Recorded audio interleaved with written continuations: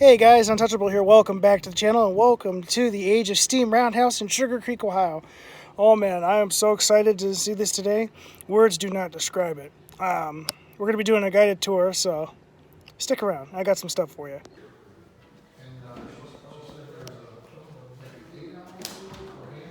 That's the Blue Flag program. That's for ages 18 and older.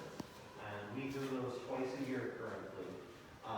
You're brought in for 5 hours, and it is a lot of hands-on stations that our shop guys set up. Painting, oiling, greasing, track work, stuff like that. You also get a cab ride in one of our steam locomotives as well as a caboose ride behind it. And those are $175 a person. That's only twice a year. Partial. Yes. And for ages 18 and older. Okay, no, you're fine, you're fine. The 3 hour one's 75. Yes. Okay, so we're gonna have to look, see when we can do it. Okay. All right, thanks. Thank you very much. Thank you.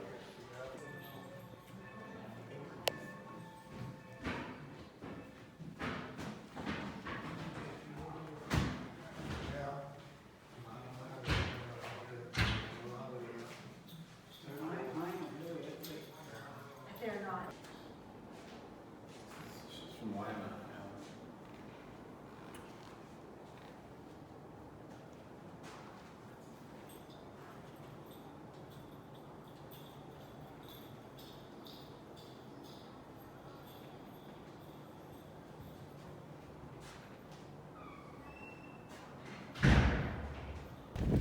Alright guys, we're entering the Age of Steam Roundhouse. And oh my god.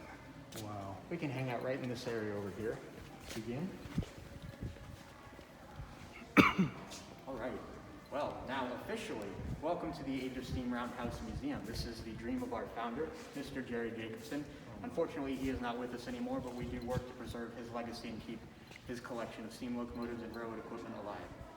By show of hands, has anybody here been here before? No? 100% first-time visitors? Excellent. My favorite kind of tour groups. Well, as I mentioned, this was the dream of our founder, Mr. Jacobson. Mr. Jacobson grew up in the Cuyahoga Falls area, north of us here in Sugar Creek, where he saw the last of the Baltimore and Ohio steam in operation in the area. And that's what started his love for railroad steam locomotives and trains. This facility was built in about 2008 and 2010. Brand new facility. If we were standing right in this location in about 2006 or 7, we would be standing in the middle of a cornfield about 4.5 feet lower than we are right now. We originally sat in a floodplain when this facility was beginning to be constructed. They came in and did a lot of grading work and filled up this property about 4.5 feet, as I mentioned. During the construction of the Roundhouse, I was told of a time where we had one of those famous 100-year floods. And if you were to view the Roundhouse facility from the air at that time, it would look like an island surrounded by water. When this facility was being constructed, Mr. Jacobson, being a local guy, wanted to use as much local tradesmen, craftsmen, and materials as possible. A primary example of this are the bricks that you see used in the Roundhouse, the depot, and the storehouse across the parking lot.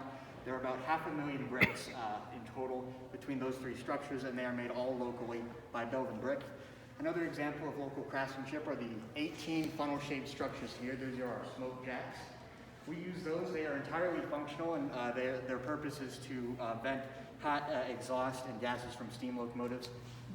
As I mentioned, they're all functional, so we could, at any point, fire up a locomotive in any one of our 18 stalls here. Being smaller, it isn't quite dissimilar to a lot of our more modern steam locomotives, as you see around you, but the essentials are all the same. But we've got our fire door here. Inside is where the fire would be, burning your fuel to heat the water. You can see the tubes in there. The hot gases from the fire would be traveling through the tubes and heating up water around those tubes in the boiler. And very, very well used as well locomotives. This engine was served in Vermont after its service life for 472 operating days, whichever comes first. I'm not sure where that number comes from. It seems a bit arbitrary. But the reason that we have the figures walked out of, though, they are 16.5 feet high and weigh 2,300 pounds apiece. But they are so well balanced that I can do this by myself. Very well made, very well balanced. But one of the first things that you will learn coming to work with volunteers at the Steam Roundhouse Museum is that they do not ever want you to have one person on these doors at any one time. They turn into 2,300 pound, 16.5-foot high sails under the right, very windy conditions.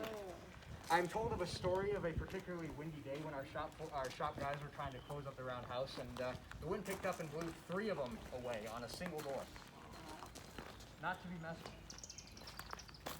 The turntable here is an original piece out of Hagerstown, Maryland, built for the Western Maryland. We'll stay up here on the wood. Like that's easy to turn an end. This is Locomotive number 19, the same Locomotive number 9 operated for originally. This was a 1915 product for all the locomotive works out of Philadelphia. Built for the Cattle River Road Company in Arkansas. 90 tons, very capable locomotive, pretty small, but certainly got the job done. This is a favorite of mine. I'm going to talk about this one for a minute. After its time on the Cattle in Choctaw, Arkansas, it was converted from coal to oil burning. You see the large bunker there on the top of the tender. Converted to burn oil by Baldwin, and then sold to U.S. mining, I believe, and operated in the Yucatan Peninsula of Mexico, if my memory serves. After that, it was sold to the McCloud River in Northern California, and when the McCloud guys got it, they found a bunch of bullet holes in the boiler deck. So the story kind of formed. It's not true, unfortunately, but the story formed that this locomotive.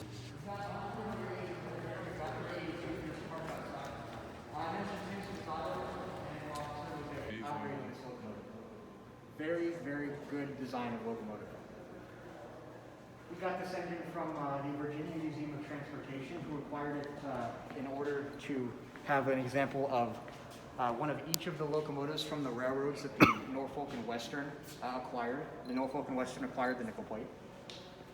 So they kept it there for a number of years, and Mr. Jacobson, while they had it, literally had an offer of a blank check to buy this locomotive. He wanted this engine very badly, and the museum in Roanoke, Virginia said, "Go away, don't bother us. You know, we've got a nice collection, get out of here." Until a storm came off the Atlantic Ocean and blew the roof off of the museum building there in Roanoke.